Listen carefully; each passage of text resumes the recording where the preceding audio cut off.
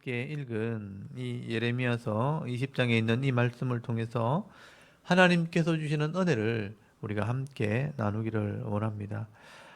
여러분, 이 예레미야서 20장 말씀에는 이 예레미야 선지자가 말씀을 전하며 당하게 되는 고난과 또 이 예레미야 선지자의 깨닫는 마음으로 하는 그런 기도와 찬송의 내용이 기록이 되어 있습니다. 여러분, 이 예레미야 선지자는요, 이스라엘 이 장로들과 제사장들 중에서 어른들을 이렇게 데리고 흰놈의 골짜기에 가서 항아리를 막 깨뜨리면서 예루살렘 이 성이 이 항아리와 같이 완전히 깨어지고 이제는 회복되지 못할 것이라고, 이제는 이 예루살렘 성은 흰놈의 골짜기, 죽음의 골짜기 또는 통곡하는 골짜기가 될 것이라, 그래서 망하게 될 것이라 그렇게 예언을 했었습니다. 그것도 성전 뜰에 가가지고 예배드리고 나오는 그런 많은 사람들 앞에서 이 예언을 하게 될 때, 오늘 보시면 이 바스훌이라는 제사장이 나옵니다. 이 바스훌이라는 제사장이 얼마나 화가 났는지 이 예레미야 선지자를 때리고 착고로 채워가지고 감옥에 가두게 되는 일이 벌어지게 된 겁니다. 아마 이 바솔이라는 사람은 오늘 1절에 나오지만 그 당시 제사장이면서 이 성전을 관리하는 감독이기 때문에, 여러분, 성전 앞에서 자기 멋대로 이렇게 설교하는 이 예레미야 선지자를 보고 감옥에 가둬버리는 겁니다. 그래서 여러분, 오늘 20장 1절 말씀을 한번 보십시오. 예레미야서 20장 1절 말씀에 이렇게 보시면, 이 임멜의 아들 제사장 바스훌은 여호와의 성전의 총감독이라 그가 예레미야 이 일을 예언함을 들은지라, 그렇게 말씀을 하게 됩니다.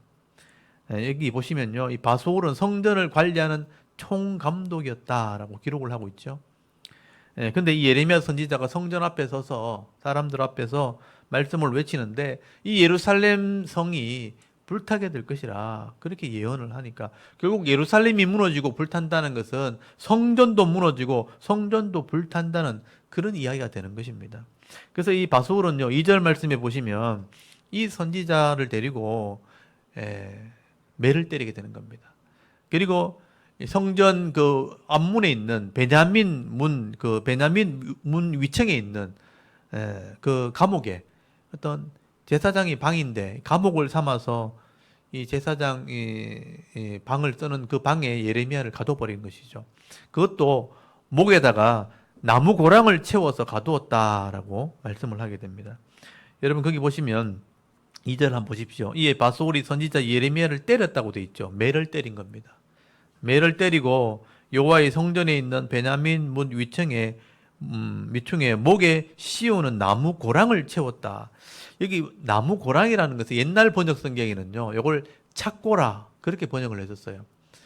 이게 우리나라식으로 표현하면, 우리가 춘향전에 보면 춘향이가 변사또에게 미움을 받아가지고 감옥에 갇힐 때 나무로 된 큰 칼을 목에 차는 것을 보셨을 겁니다.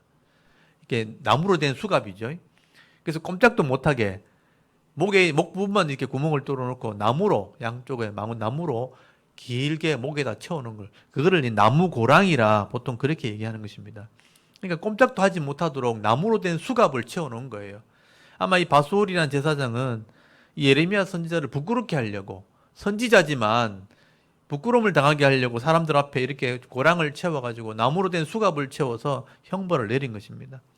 여러분, 원래 이 제사장과 선지자는 좋은 관계였죠. 원래는요, 하나님 말씀을 전하고 가르치는, 그러니까 성전에서 말씀을 가르치고 하나님 말씀을 예언하는 이런 직분을 가진 이 좋은 관계였던 것이 바로 제사장과 선지자의 관계입니다.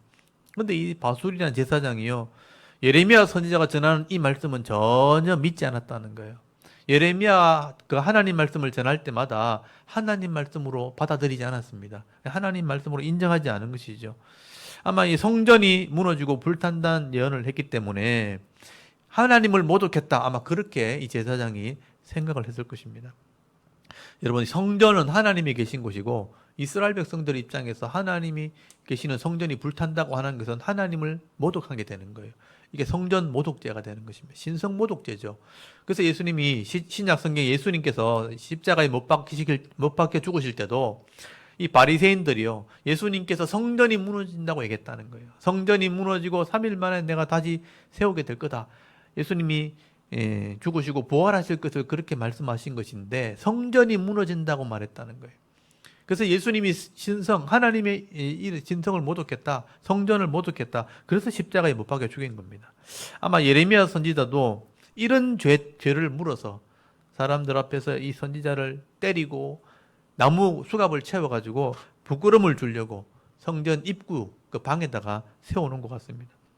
그래서 오고 가는 사람들이 이 예레미야 선지자를 보고 조롱하고 또 예레미야가 전한 말씀을 믿지 못하게 하려고 아마 그렇게 한 것 같습니다. 그런데 여러분, 이때 한번 생각해 보십시오. 예레미야의 선지자 입장에서는 어떤 생각을 했을까요? 여러분, 이 예레미야 선지자는 하나님 말씀을 전하다가 제사장에게, 그것도 같은 사역자들에게 붙들려서 매를 맞고 이 수갑을 채워가지고 사람들 보는 앞에서 그렇게 부끄러움을 당하고 있을 때 아마 예레미야 선지자는 많은 생각을 했을 것입니다.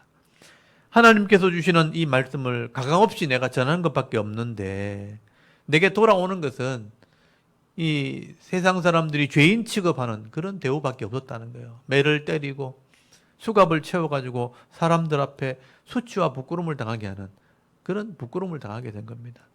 요즘 말로 하면 목사가 전도하러 나갔는데 경찰관이 수갑 채워서 밖에 세우는 거랑 똑같은 거예요. 예레미야 입장에는 굉장히 마음이 아픈 겁니다.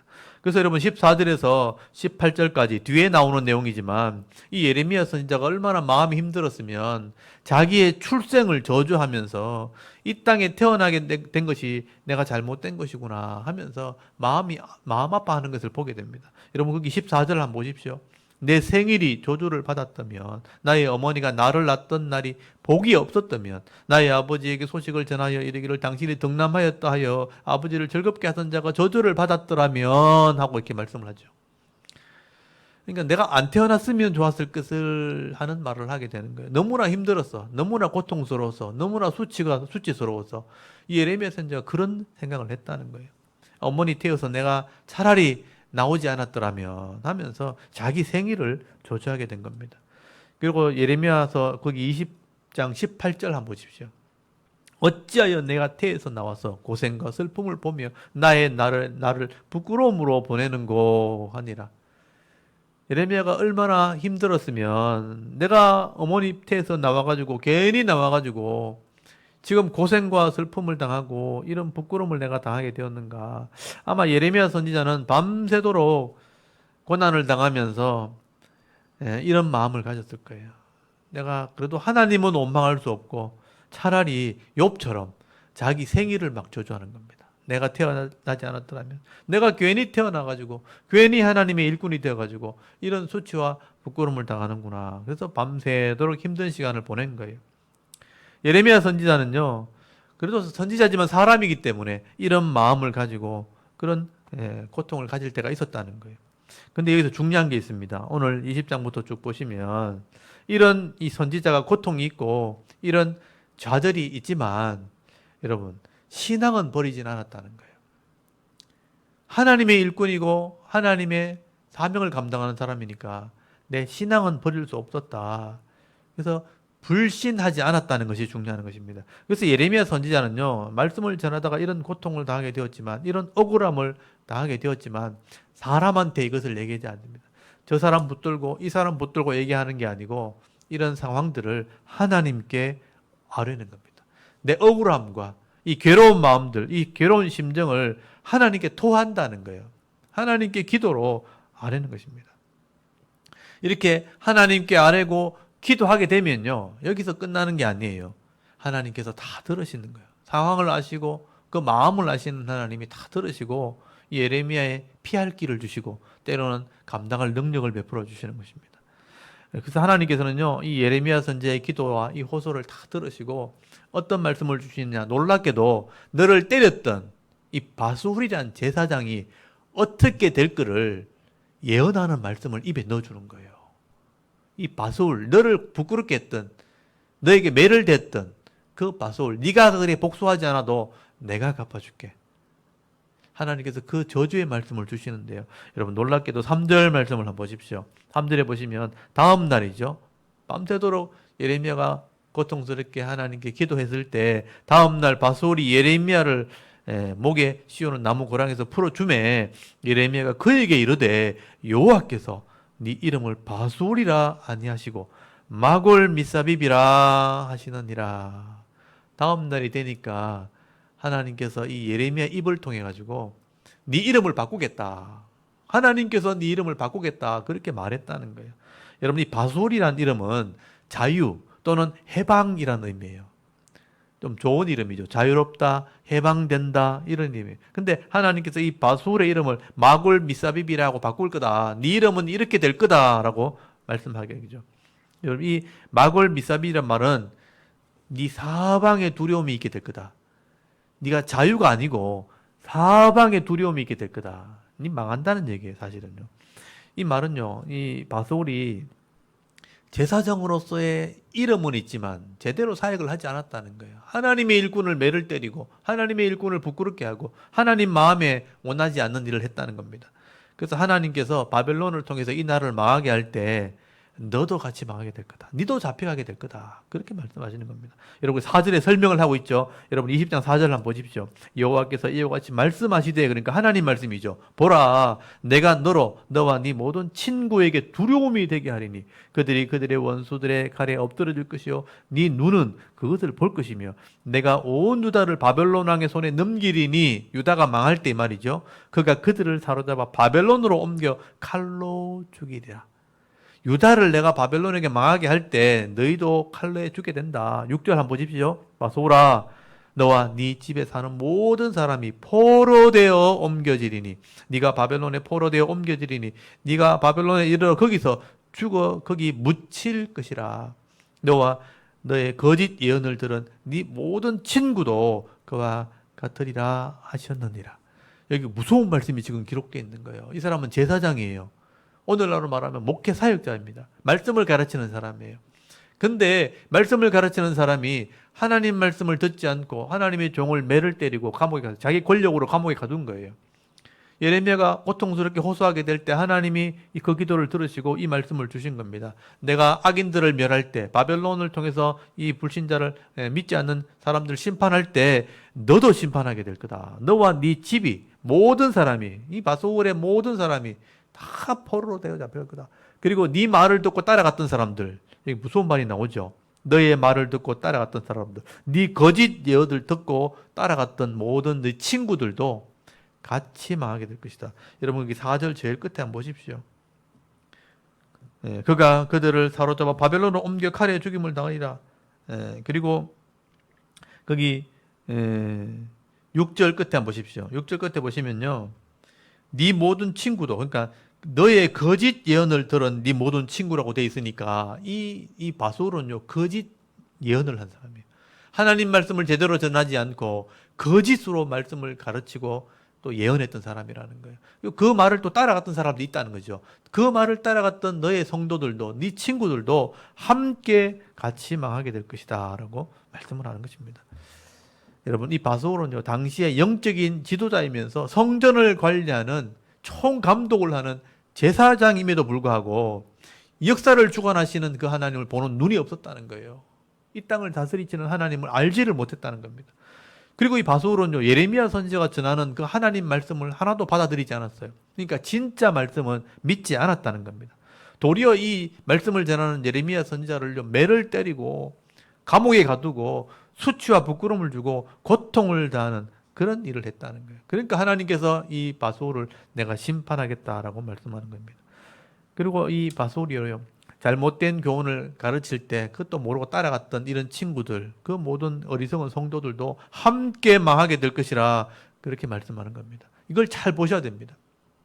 그래서 여러분 영적인 이 지도자들이나 이 성도들은 분별력이 있어야 되는 겁니다. 이 하나님 말씀인지 아닌지를 분별할 수 있는 그런 능력이 있어야 되는 거죠. 하나님 말씀을 알아들을 수 있어야 되는 겁니다. 그래서 자기 고집대로 사람들이 좋아하는 말만 하는 그런 말만 따라가다가는 결국은 나도 망하고 다른 사람도 망하게 하는 거예요. 같이 심판을 받게 된다는 것을 알아야 되는 거죠. 여러분, 이 바수울은요, 의인을 핍박하다가 이 예레미야 선지자를 핍박하다가 결국은 심판을 받게 되고, 또 예레미야 선지자는 도리어 하나님 말씀을 전하는 사명 감당하다가 고난은 받았지만 결국 은혜를 누리게 되었다는 것입니다. 여러분, 이 모습들을 잘 보셔야 됩니다.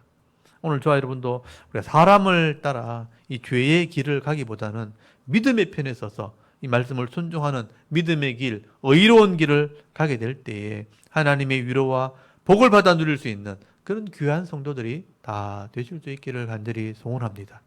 여러분, 말씀에 분별하는 능력, 영적인 분별하는 능력이 있어서 하나님의 위로와 하나님의 기쁨을 받을 수 있는, 때로는 고난과 핍박이 있다 할지라도 그 고난과 핍박을 넘어서 위로와 기쁨을 누릴 수 있는 그런 성도들이 다 되실 수 있기를 바랍니다.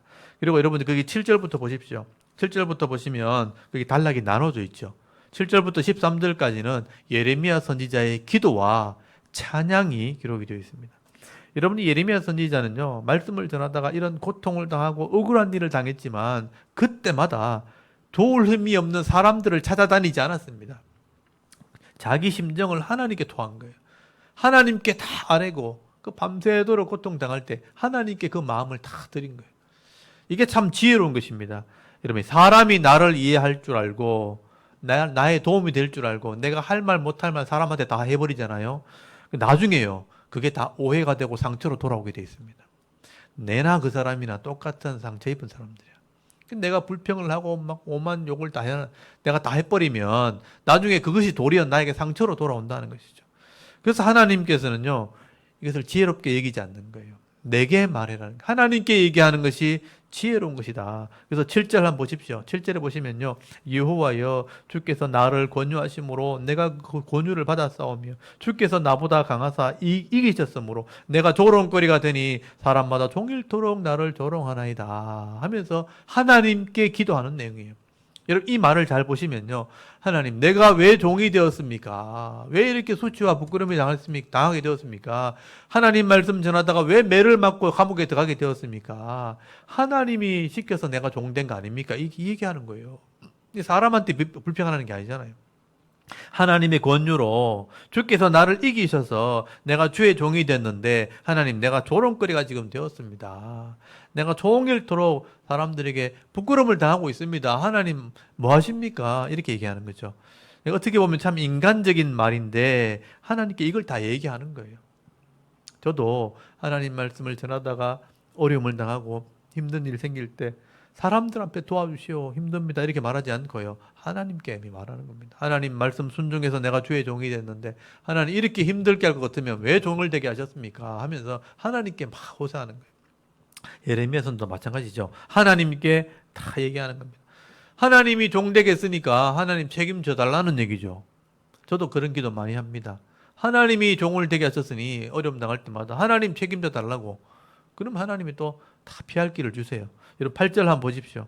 내가 하나님 말씀을 전함으로 사람들에게 종일토록 치욕과 모욕거리가 되었습니다 하면서, 이 조롱거리, 치욕, 모욕이란 말이 욕을 얻어먹었다는 뜻이에요. 사람들이 나를 보고 비웃고 경멸하고 욕을 한다는 뜻입니다. 심지어 10절 한번 보십시오. 내 친한 벗도요, 다 내가 실족하기를 기다렸다가 꼬투리를 잡아가지고 우리가 복수하자 그러면서 내 친한 벗인데도, 친구인데도 예레미야에게 꼬투리를 잡으려고, 제가 실족하면 기다렸다가 복수하자, 그렇게 말했다는 거예요. 우리가 그를 이겨 우리의 원수를 갚자 이러면서 친구들도 막 자기를 괴롭힌다는 것입니다. 예레미야 선지자는요, 솔직하게 말씀을 전하는 자밖에 없는데 사람들은 이 예레미야 선지자를 싫어하고 괴롭혔다, 그렇게 호소를 하는 겁니다. 근데 여러분, 9절 말씀에 보십시오. 예레미야 선지자가 하도 힘드니까 내가 다시는 하나님 말씀을 안 전하려고, 내가 전하지 않겠다고 결심을 해보면 마음속으로는요, 하나님이 감동을 주는 거예요. 하나님 말씀이 내 마음에 가득하게 될 때 내 마음이 불붙은 것 같아서 답답해서 견딜 수 없다, 골수에 차묻혀 견딜 수 없다, 그런 표현을 하게 됩니다. 유명한 말씀이죠. 여러분, 9절 다시 한번 보십시오. 내가 다시는 여호와를 선포하지 아니하며 그 이름을 말하지 아니하리라 하면 나의 마음이 불붙는 것 같아서 골수에 사무치니 답답하여 견딜 수 없나이다. 하나님 말씀을 깨달은 그 마음이 있으니까, 하나님 말씀이 성령을 통해서 깨닫게 할 때 이것을 말하지 않으면 답답한 골수에 사무치는 그런 고통이 있다는 거죠. 그래서 예레미야 선지자는요, 욕을 얻어 먹이면서도 하나님 말씀을 전하는 사명을 감당할 수밖에 없는 거예요. 그렇게 할 때 하나님이 도와주시는 거죠. 여러분, 이것이 말씀을 깨달은 사람들의 마음이고요. 하나님의 일꾼들의 마음입니다. 제가 그래요. 제가 지혜롭지도 않고 능력도 없는데 하나님 말씀을 깨달은 것이 있으니까 이걸 전해야 되는데, 하나님 말씀을 읽고 깨달으면 성령께서 알게 하시는 마음이 있는데 이걸 하나님 말씀을 성도들에게 전해야 되는데, 그래서 깨달은 말씀을 전해야 되는 그 마음이 있으니까 말도 많아지고 조급해지고 빨리 말하게 되는 일들이 자꾸 생기는 거예요. 내 마음이 뜨거워져서 빨리 전하고 싶은데, 이걸 가르쳐 주고 싶은데 시간은 없고, 그래서 자꾸 말도 빨라지고 또 소리도 커지고 이렇게 하는 거예요. 제가 사경을 하다 보면, 성경 강좌를 하다 보면 자꾸 말이 빨라지는 것도 그겁니다. 말씀을 깨닫게 하시는 마음이 있는데, 전해야 되는데 시간이 부족하니까 자꾸 빨리 전하게 되는 거예요. 마음이 답답해지는 거죠. 마음은 뜨거운데 답답한 것입니다. 예레미야도 그렇다는 거죠. 이 말씀 전하는 것이 그의 사명이 되었다. 근데 놀라운 것은요, 이렇게 하나님 말씀을 전하는 사명을 감당하게 되면 하나님께서 반드시 이런 일꾼들을 지켜주시고요, 갚아주시는 은혜가 있다는 거예요. 왜냐하면 말씀을 깨닫게 하시는 분이 하나님이에요. 그래서 이 말씀을 전할 때 그냥 있지 않는 거예요. 그 말씀 전하면 세상이 약하니까 분명히 고통을 당하는데, 근데 하나님이 막 도와주는 거죠. 은혜를 막 부어주는 겁니다. 그래서 예레미야 선지자가 이것을 깨닫게 되니까 이게 힘이 되는 거예요. 여러분 11절 말씀만 보십시오. 그러하오나 여호와는 두려운 용사 같으시며 나와 함께 하심으로 나를 박해하는 자들이 넘어지고 이기지 못할 것이며 그들은 지혜롭게 행하지 못함으로 큰 치욕을 당하오리니 그 치욕은 길이 잊지 못할 것이니이다. 하나님이 용사같이 나를 지켜준다는 거예요. 내가 마음이 뜨거워져서 하나님 말씀을 전하면 세상에서는 고통을 당하기도 하는데 하나님이 용사같이 나한테 와가지고 나를 지키시고 박해하는 자들이 이기지 못하도록 막 막아준다는 거예요. 예레미야는 그것을 경험하게 되는 것입니다. 그리고 그 사람들은요, 하나님의 지혜가 없기 때문에 이 말씀이 없는 자는 지혜롭게 행하지 못한다는 거예요. 그들이 도리어 치욕을 당하게 될 것이다. 그렇게 말씀을 하게 되는 것입니다. 그렇기 때문에 여러분, 말씀을 전하는 자와 이 교회는요, 아무리 어려운 일이 생겨도 이 깨달은 하나님 말씀을 전하는 그 사명을 감당해야 되는 것입니다.